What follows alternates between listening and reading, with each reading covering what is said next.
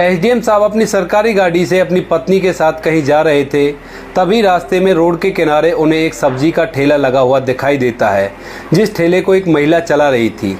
जैसे एसडीएम साहब उस महिला को देखते हैं तो अपनी गाड़ी रुकवाते हैं, गाड़ी से उतरते हैं और ठेले की तरफ चलने लगते हैं।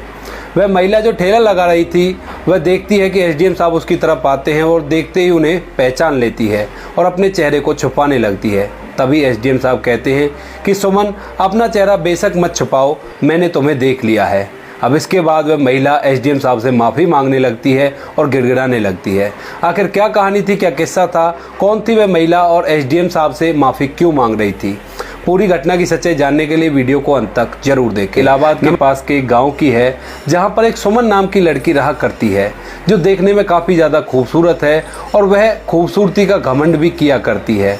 कभी कभी जब अपनी सहेलियों में बैठा करती तो उनसे कहा करती कि मुझसे शादी करने के लिए तो कोई राजकुमार ऊपर से उतर कर आएगा। इसी तरह से दिन बीतते रहते हैं। सुमन शादी के लायक हो गई थी, तभी उसके पिता और भाई उसकी शादी की चिंता करने लगते हैं। वह उसके लिए लड़का ढूंढते हैं और ढूंढते ढूंढते उन्हें एक लड़का मिल भी जाता है। लड़के का नाम होता है संदीप। संदीप देखने में ज़्यादा खूबसूरत तो नहीं था, लेकिन पढ़ा लिखा था और उसके विचार काफ़ी अच्छे थे। जैसे ही लड़की का पिता और उसका भाई उससे बातें करते हैं तो उन्हें वह लड़का बहुत ही ज़्यादा पसंद आ जाता है। वह उस लड़के को अपनी बेटी के लिए पसंद कराते हैं और उससे शादी पक्की कर देते हैं। जैसे वो लोग घर पर आते हैं तो सुमन एकदम से अपने पिता से पूछती है कि पिताजी, जो लड़का आप पसंद करके आए हो वो सुंदर तो है ना? क्योंकि जोड़ी अच्छी लगनी चाहिए, कहीं ऐसा ना हो कि मैं सुंदर हूँ और वो सुंदर ना हो।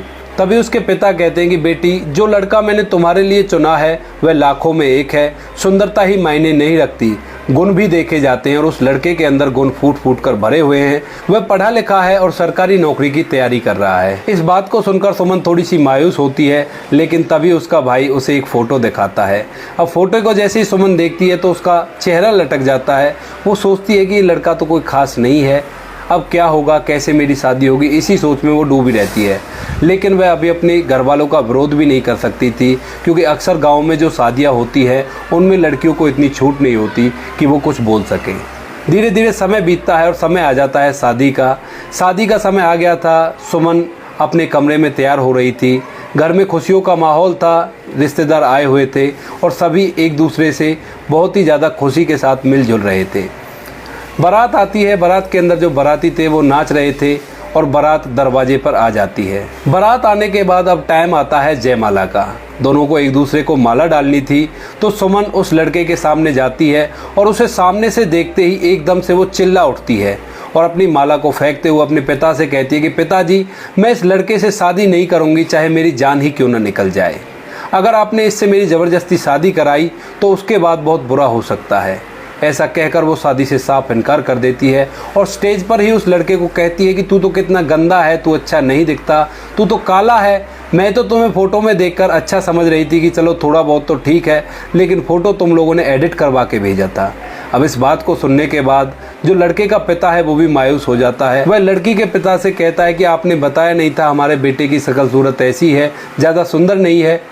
लेकिन जो लड़की का पिता है वो भी विवश है और अपनी बेटी को समझाने की कोशिश करता है। इधर जो लड़के का पिता था वह भी सुमन को समझाता है, कहता है कि अभी तो बात घर के अंदर ही है, तुम ऐसा करो बेटी, इस शादी को कर लो, उसके बाद जो होगा सो देखा जाएगा।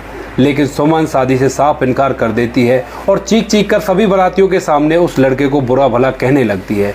वो उसे धुतकारती है। इस बात को सुनकर जो लड़का है वो थोड़ा सा तो मायूस होता है, लेकिन वो पढ़ा लिखा था और काफ़ी ज़्यादा समझदार था, सुलझा हुआ व्यक्ति था, तो वह वहाँ पर चुपचाप खड़ा रहता है। अब सुमन के पिता और भाई सुमन से ज़बरदस्ती करते हैं, कहते हैं कि तुझे शादी करनी पड़ेगी, इज्जत बेइज्जती का सवाल है। लेकिन इतनी ही देर में कोई गांव से पुलिस को फ़ोन कर देता है। पुलिस आ जाती है और पुलिस आने के बाद उसके पिता और भाई को समझाती है कि अगर लड़की नहीं चाहती है शादी करना तो वो शादी बिल्कुल